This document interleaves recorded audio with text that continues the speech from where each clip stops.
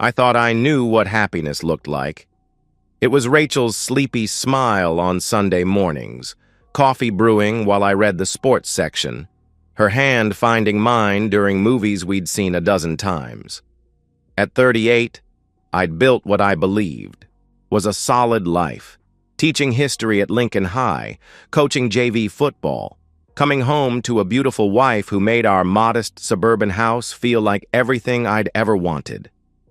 We met when I was 28, at a friend's barbecue where she'd arrived late, apologizing with a laugh that made everyone forgive her instantly. Rachel had this way of entering a room that shifted its gravity. Not just her looks, though she was stunning with her auburn hair and green eyes that seemed to hold secrets, but her energy, her charm that made everyone lean in when she spoke. I was the steady one, the reliable Ryan who graded papers on Friday nights and knew every student's name by the second week of school. She was the spark that made my predictable life feel like an adventure. Our courtship was a whirlwind by my standards.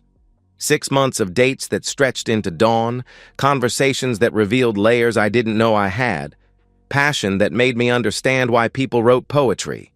We married 2 years after that first barbecue, a small ceremony that Rachel planned with meticulous care.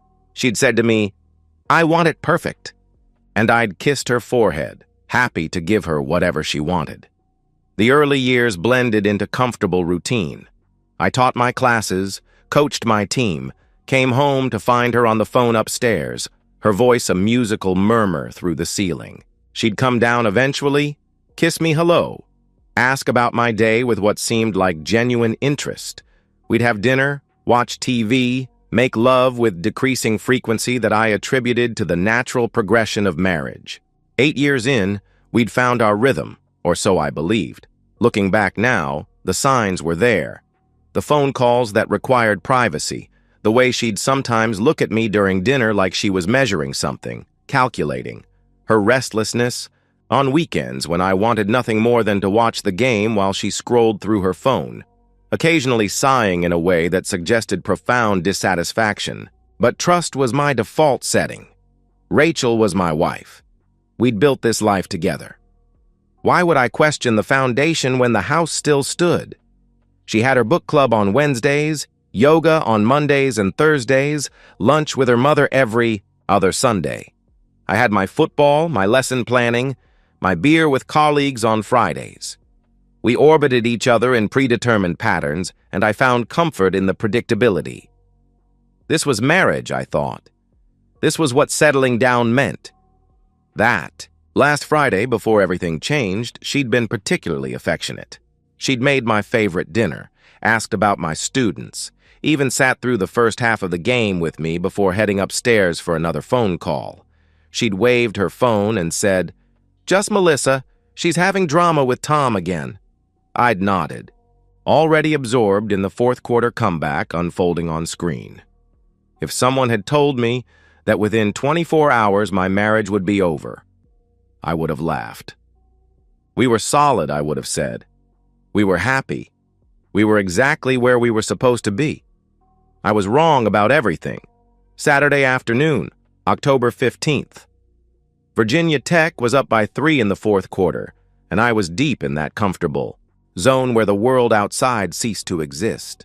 The living room was my sanctuary, worn leather recliner positioned perfectly, coffee table within reach, the 55-inch screen I'd bought myself for my birthday, displaying every blade of grass in high definition. Rachel's footsteps on the stairs barely registered.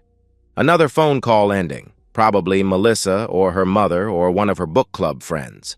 She had a whole ecosystem of relationships I only knew through mentions and occasional holiday gatherings. The whisper of her movement through the house was as familiar as the referee's whistle on screen. She stood in the doorway, wearing the cashmere sweater I'd bought her last Christmas, arms crossed in a way that suggested she'd rehearsed this moment. "Ryan, can you turn off the TV?" The words didn't compute immediately. "Turn off the TV? During the game?" "Fourth quarter, babe. 5 minutes left," I replied. "Please." "This is important," she said firmly. Something in her tone made me reach for the remote. The sudden silence felt wrong, like the air pressure had changed. She moved to sit on the couch across from me, not beside me, and I noticed she'd done her makeup. Not going out makeup, but careful, deliberate application like she was presenting something. "We need to talk about us," she began, and my stomach clenched. Those words never preceded anything good. "About our marriage." "What about it?" My teacher's voice, calm and measured, even as my pulse accelerated. She took a breath, and I saw her mentally reviewing whatever script she'd prepared. "We have a beautiful wedding album upstairs. Remember how perfect that day was?" I nodded, confused by the direction. "And I want us to grow old together, Ryan. I really do. You're a good man. Stable, dependable. Everything a woman should want in a husband. Should want, not does want." The distinction cut through my confusion like a blade. She continued, looking at her hands now, twisting her wedding ring. "But I was 24 when we met. You're the only man I've ever been with, the only one I've ever really dated. And lately I've been feeling like I missed something. Like I committed before I really knew what was out there." The room seemed to tilt. I watched her mouth form words that couldn't possibly be coming from my wife. She looked up then, and her eyes were clear, determined. "I love you, Ryan, but I need to know what it's like with other men. Sexually, before I settle down completely. I'm not talking about love or relationships, just exploration. A few months to see how other men perform, to have those experiences I never had. Then I'll come back, and we can truly commit to growing old together." The silence stretched between us. My mind processed her words. This wasn't spontaneous. She'd thought about this, planned it, rehearsed it. The phone calls, the restlessness, the careful makeup. This was a presentation, and she'd expected me to respond like her audience at book club, with understanding nods and supportive murmurs. "You're asking permission to cheat on me," I said flatly. Her response was quick, rehearsed. "No, I'm being honest with you. I'm telling you what I need instead of doing it behind your back. That's what marriage is about. Honesty." "You want to have sex with other men?" I stated. "I want to explore what I missed. It's not about you, Ryan. You're wonderful. But I married my first everything. And now I'm 32 and I need to know what else is out there before it's too late." Too late for what? The question formed but didn't reach my lips. I stood up, my body making the decision before my mind fully caught up. Rachel's face shifted from determined to uncertain. "Ryan, say something," she called out. But I had nothing to say. Not to this stranger wearing my wife's face, speaking these impossible words in our living room where we'd opened Christmas presents and hosted Super Bowl parties and built what I'd thought was a life. I walked past her toward the stairs, my movements automatic, purposeful. She followed behind me, her voice rising. "Ryan, please, let's discuss this like adults." Like adults. As if adult behavior included asking your spouse for a hall pass to sample other people. My footsteps on the stairs were heavy, deliberate. Behind me, I heard her following, her voice rising with each step. The bedroom closet door opened with its familiar creak. Her suitcase, the one she used for her girls' weekends, sat on the top shelf. I pulled it down, set it on the bed, and unzipped it. My hands moved without conscious thought, gathering her clothes from the dresser, folding them with the same care I used when doing laundry. Rachel stood in the doorway, her carefully composed facade cracking. "What are you doing?" "Packing your things," I said, my voice flat, emotionless. Teaching had taught me to control my tone even when students tested every limit of patience. "Ryan, stop! You're overreacting. I was just being honest about my feelings," she protested. I moved to the closet, pulling her dresses from hangers, laying them in the suitcase. Each item was a memory. The blue dress from our anniversary dinner, the black one she wore to my school's fundraiser, The sundress from our vacation to Charleston. I folded each one, placed it carefully, moved on to the next. She stepped into the room. This isn't what I wanted. I wanted us to talk about it, to find a solution together. You found a solution. You want to sleep with other men, I replied, pulling open her underwear drawer, scooping delicates into a smaller bag. So go sleep with other men. Her voice pitched higher, panic creeping in. It's not like that. I said I'd come back, that it was just temporary. A few months to... I turned to face her, holding her jewelry box. To see how other men perform. Those were your words. You want to comparison shop. See if you can upgrade. That's not... You're twisting everything, she cried. Am I? You want permission to have sex with other men while remaining married to me. What am I misunderstanding? I asked. She reached for my arm as I moved past her to pack her toiletries. Ryan, please, I love you. That's why I was honest instead of just doing it. I stopped, looked at her hand on my arm, then met her eyes. Even if you asked for permission, it's still infidelity. The words hit her like a physical blow. She stepped back, her eyes filling with tears that might have moved me an hour ago. Now they just looked like another performance. You can't just throw me out. This is my home too, she said defiantly. The house is in my name, I replied, resuming packing, adding her medications from the bathroom cabinet. You can contest it, in the divorce if you want. The word came out as a whisper. Divorce? Ryan, I wasn't asking for a divorce. I was trying to save our marriage by being honest about what I need. I zipped the suitcase, lifted it, carried it past her to the stairs.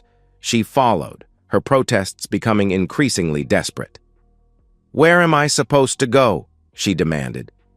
To whoever you were planning to explore with first, I said, reaching the front door, opening it, setting the suitcase on the porch. Or back to your parents. I don't really care. You're throwing away 8 years over one conversation? She asked. Incredulously, I turned to face her fully, and something in my expression made her step back. No, Rachel. You threw away 8 years when you decided I wasn't enough. When you decided our marriage vows were negotiable. When you planned this whole presentation thinking I'd be weak enough to agree. I never said you weren't enough. She started. You said you need to know what you're missing. That means I'm not enough. It means our life isn't enough. Our marriage isn't enough. I picked up her purse from the hall table, handed it to her. So go find your enough.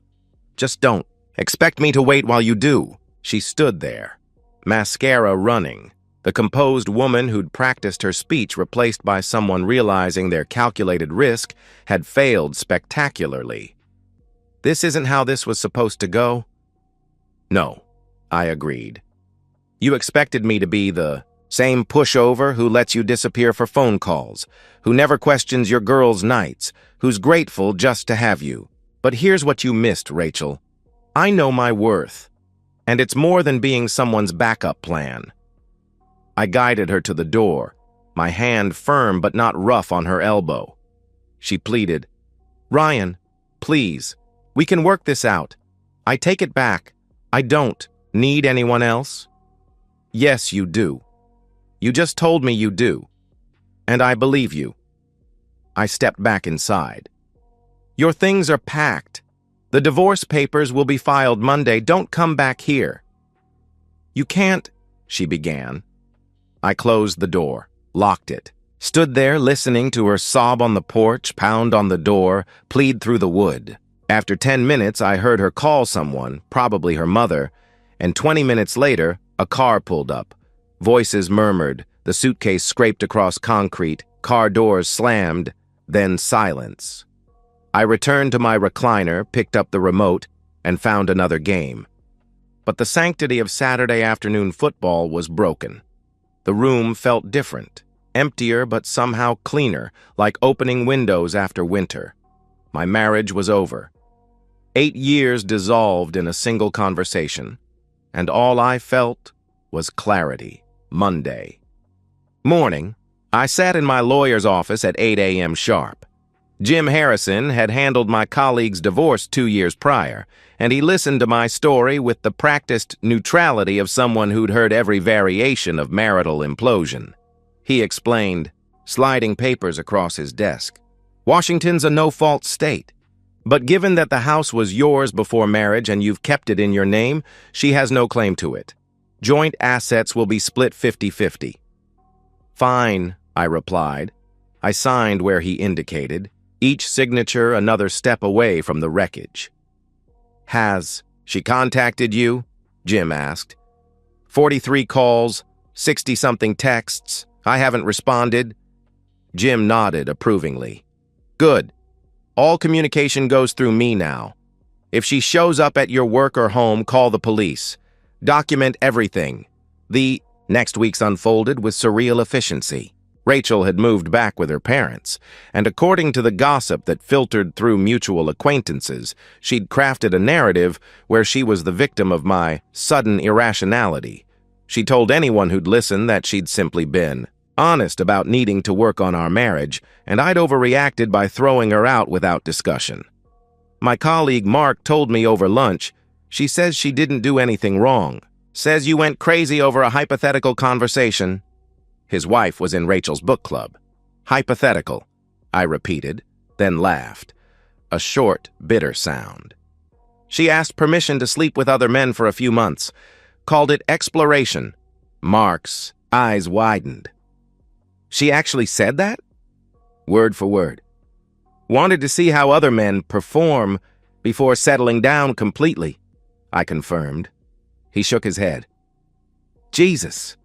My wife said Rachel made it sound like you were controlling, jealous over nothing.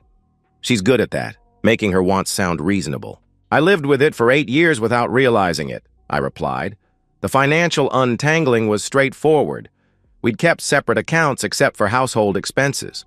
Her name wasn't on the house, my retirement, or my car. In 8 years of marriage, we'd remained surprisingly unenmeshed, which now felt like unconscious self-preservation. Her lawyer sent a proposal suggesting counseling instead of divorce. I had Jim respond with a simple no and a timeline for asset division. Another proposal came, this time requesting temporary spousal support. Also denied, she had a degree, a job history, and parents willing to house her. The house felt different without her presence. Not empty, reclaimed. I reorganized the living room, moving furniture she'd insisted on keeping in certain positions. I converted her craft room back into an office, setting up the desk I'd stored in the garage. Each change was a small revolution, a declaration that this space was mine to shape. My students noticed something different. One said after class, "You seem lighter, Mr. Peterson, like more here." She was right. For years, I'd been partially absent, part of my attention always attuned to Rachel's moods, needs, silent dissatisfactions. Now I was fully present, in my classroom, in my life, in my own skin. 3 weeks after I'd packed her bags, the final manipulation came. She showed up at school during my planning period, slipping past the front office with the confidence of someone who'd attended every fundraiser and football game as the devoted teacher's wife. She said, closing my classroom. Door behind her, "We need to talk." She'd dressed carefully. The outfit I'd once said made her look sophisticated, subtle makeup, her wedding ring still in place. But I saw her differently now, like looking at a magic trick once you knew the mechanism. You need to leave. All communication goes through lawyers, I told her firmly. Ryan, please. I made a mistake. I see that now. I was having some kind of crisis, and I said things I didn't mean, she pleaded. You meant them. You'd rehearsed them. You'd been thinking about them during all those private phone calls. Her composure flickered. How did you... Those were calls with friends. Were they? Or were you already lining up your explorations? I challenged. I never cheated on you, she protested. No, you just asked permission to. Somehow, that's worse. At least cheaters know what they're doing is wrong. You tried to make me complicit in my own humiliation. She moved closer, reaching for my hand. I stepped back. "I'm seeing a therapist," she said. "Working on myself. Understanding why I sabotaged us. We can fix this, Ryan. We can be stronger." "We can't. Because we doesn't exist anymore. You ended it the moment you decided I was something to settle for after you'd sampled better options." "That's not what she began. "Rachel, stop! Your mother called me last night. Did you know that? Wanted to tell me how you cry yourself to sleep, how you realize your mistake, how you just needed attention and I should forgive you." Her face flushed. "She shouldn't have." "She mentioned you've been going out a lot, meeting new people.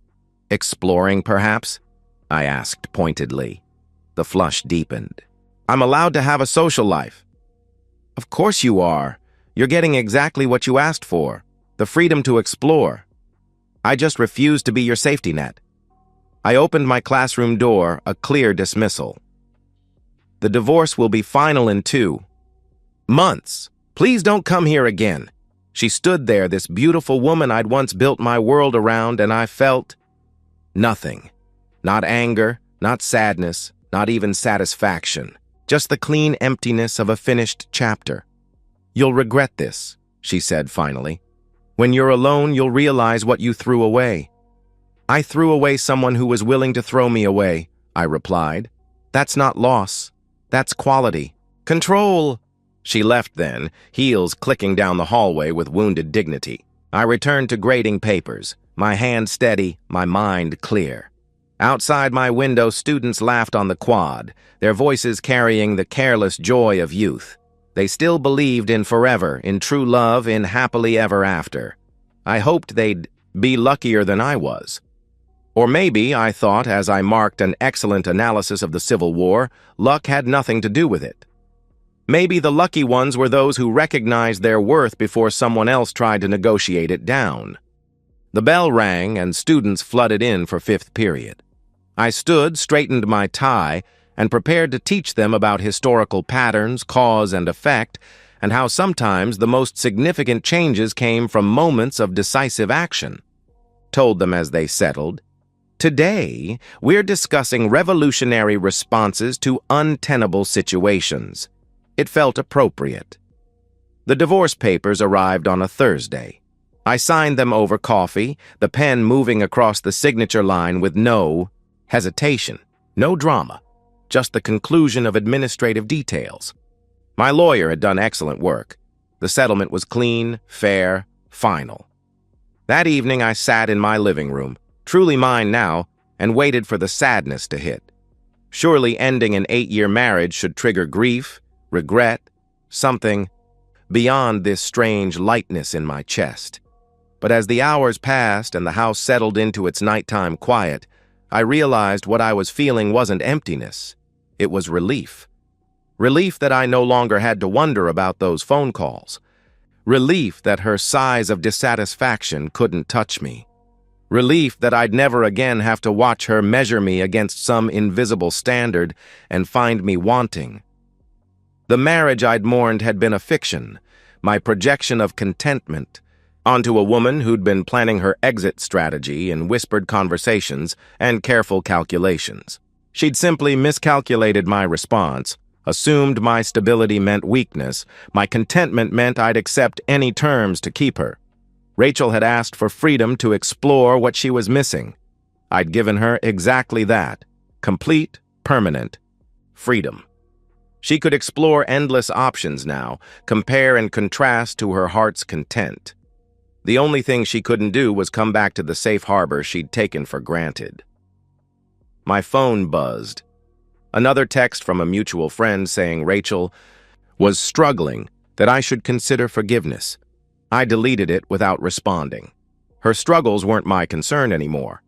My concern was the stack of essays on my desk, tomorrow's lesson plan, the assistant coach position I was considering, the life I was rebuilding on my own terms. People asked if I was dating again. The question seemed absurd. I was barely divorced, still remembering what my own preferences were after years of unconscious compromise. I'd started watching documentaries she'd hated, cooking meals she'd called too simple, spending entire Sundays in comfortable silence without worrying about anyone's restlessness but my own. Maybe someday I'd meet someone who saw partnership differently, as addition, not comparison shopping. Someone who understood that commitment meant choosing the same person every day, not keeping them as insurance while window shopping for upgrades. Or maybe I wouldn't. Maybe this was my life. Now, teaching, coaching, reading, existing in my own space without apology or negotiation. The thought didn't frighten me. It felt like possibility. The house was quiet, but it wasn't empty. It was full of my books, my choices, my future, undefined, but entirely mine. Tomorrow was Friday. I'd teach my classes, have beer with colleagues, come home to my sanctuary, where no one would ask me to turn off the game for a conversation designed to shatter everything I'd built. Rachel got what she'd asked for. So did I. A life where my worth wasn't up for debate, where love meant choice, not settling, where marriage was a partnership, not a placeholder. The relief wasn't just about escaping a bad situation. It was about discovering I'd had the strength all along to demand better, and finally, I was living it. And that's the end of today's story. If you enjoyed it, please give this video a thumbs up and drop a comment below. Your support helps the algorithm push my content further. If you're new to the channel, don't forget to hit that subscribe button. It really helps me keep creating more stories for you. Thanks for watching, and I'll see you in the next one.